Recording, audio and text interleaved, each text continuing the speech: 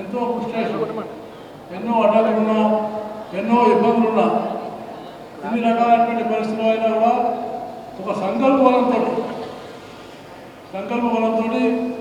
వాళ్ళు అనుకున్నది సాధించడమే సాధ్యమని చెప్పేసి నిరూపించినటువంటి వాళ్ళకు ఈరోజు అవార్డ్స్ ఇవ్వడం చాలా సముచితం.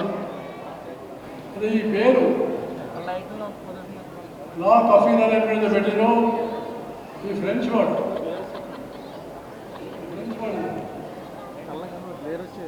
అంటే సెంట్రల్ నర్వస్ సిస్టమ్ దాన్ని స్టిమ్యులేట్ చేయడానికి ఇచ్చేటటువంటి ఒక రసమే కాఫీగా దీంట్లో వర్ణించారు.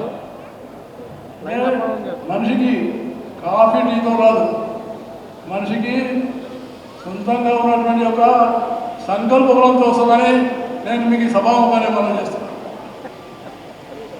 కాఫీ టీ అనేది నామమాత్రం, కాఫీ టీ అనేది తాగాలి. కొందరికి స్టెబిలిటీ ఇస్తుంది, అలసిపోయిన వాళ్ళకు ఉత్సాహాన్ని ఇస్తుంది, సంతోషమే.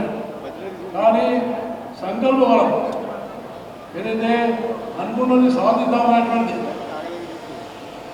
దానికోసం అనేటువంటి ఒక తపన ప్రత్యేకంగా మురళీమోహన్ గారు సినిమారంగంలో అనేకమైనటువంటి ఆడుకోట్లు పడి గొప్ప స్థాయికి వచ్చి రాజకీయాల్లో కూడా రాణించినటువంటి ఒక గొప్ప నాయకుడు మురళీమోహన్ గారిని నేను మీకు సభాముఖంగా పనిచేస్తాను.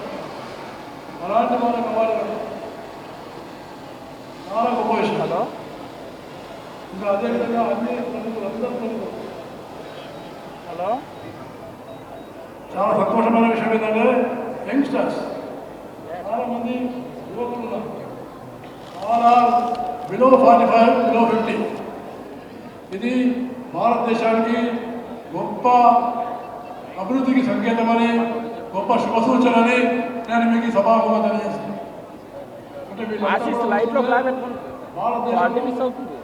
సుసంపన్నమైన భారతదేశం ఏ రోజు కూడా వెనుకబడిన దేశం కాదు. భారతదేశంలో మేధావులు గొప్ప గొప్ప అనేకమైనటువంటి ఒక ఆలోచన చేసే వాళ్ళు ఉన్నారు.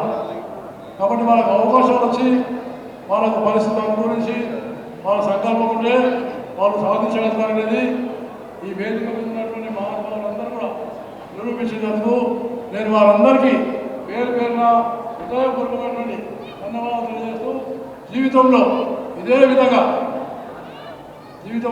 విధంగా భవిష్యత్తులో కూడా ఇంకా అనేకమైనటువంటి అవార్డ్స్ లభించాలని నేను మనసారా కోరుకుంటూ సెలవు తీసుకుంటాను. జై